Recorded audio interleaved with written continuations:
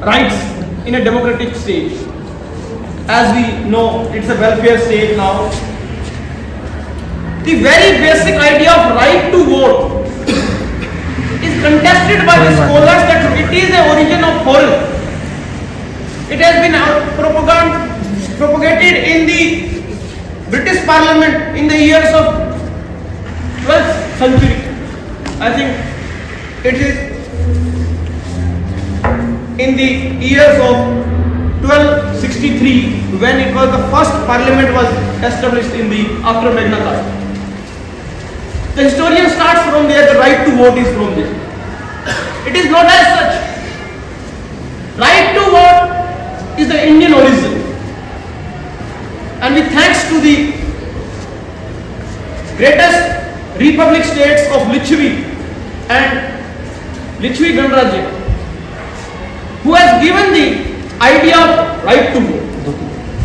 Then Buddha Bhikshuk Sangha, where the right to vote was initiated. Every matter has been resolved by the right to vote.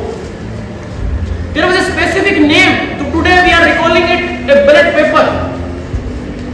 At that time in Buddha Bhikshuk Sangha, it was given a name that is called Shalaka. Ballot paper is called Shalaka. And today the counting officers, they were at that time called Ganapurka, those who are counting the Shalaka. And every decision which has been made through resolution was on the base of voting. Lichvi Ganrajya was the first Ganrajya. I also, as a member of the two great republics, Patala and Astamba, when Megasthenes was writing about India, as he was at that time traveling with the Sikandar, in his writings he mentioned that when we enter into the geography of India, we found two democracies with two chamber system, that is Patala and Astamba. And he has written that those two assemblies are second to none in the bravery and general administration. Each type of ministry was there, and all the decisions were taken through the voting system and democratic setup. So dear friends, this is a unique idea, right to vote, which is, we feel proud that it is an Indian idea.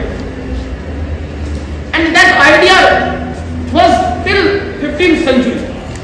But after that, the continuous invasion started from the foreigners, invaders, and we lost this republic practice. Now it's a high time to discuss right to vote along with one nation, one election. Because one nation, one election is not only for the democratic purpose, not only for the public, to save public exchequer, to save the machinery which is engaged in election things. It is not only for that. It is more than that. That is called unity and integrity of the nation as a one nation. We have a different type of structure that is called federalism. And federalism, sometimes, as the European authors countered the idea of federalism, that when there is a federalism, there may be a demand of separation. And the government will not cooperate with each other. But now, we are in a phase where we can discuss, debate, and if the things will be possible, it will be considered as an act of the parliament and we will implement. One nation, one election is for three things. Oneness of our state, that is Bharat, India. The first article of the Constitution of India. India, that is Bharat. So oneness will come from one nation, one election. Second, to strengthen the chapter 15 of the Constitution of India, that is called elections. Election Commission is an impartial body. We need to empower them. And when we will empower them, when they will conduct one nation, one election, so that they can focus for 4 years to prepare for the next election. Because when every time elections are there, they are not able to focus with a deep mindset, with a constructive approach.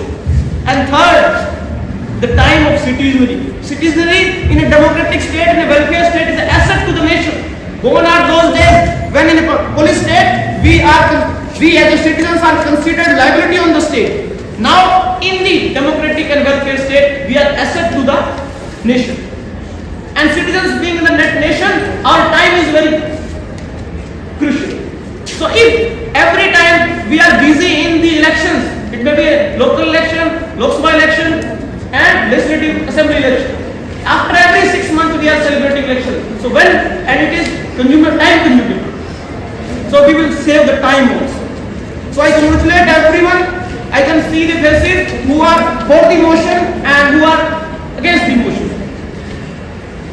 So I believe under the honorable leadership of the University Institute of Legal Studies and our worthy faculty members and those who are volunteers of this Nyaya Jana Club, they will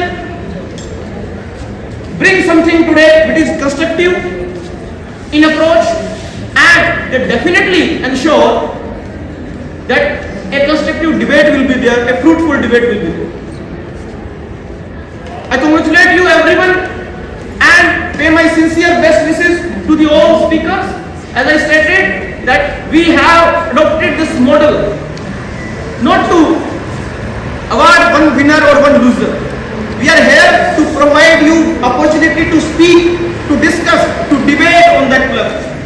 So, not taking much time, I am thanking you everyone and best wishes to everyone who are going to participate on this very hot, buzz and burning topic. That is one nation, one election. Thank you.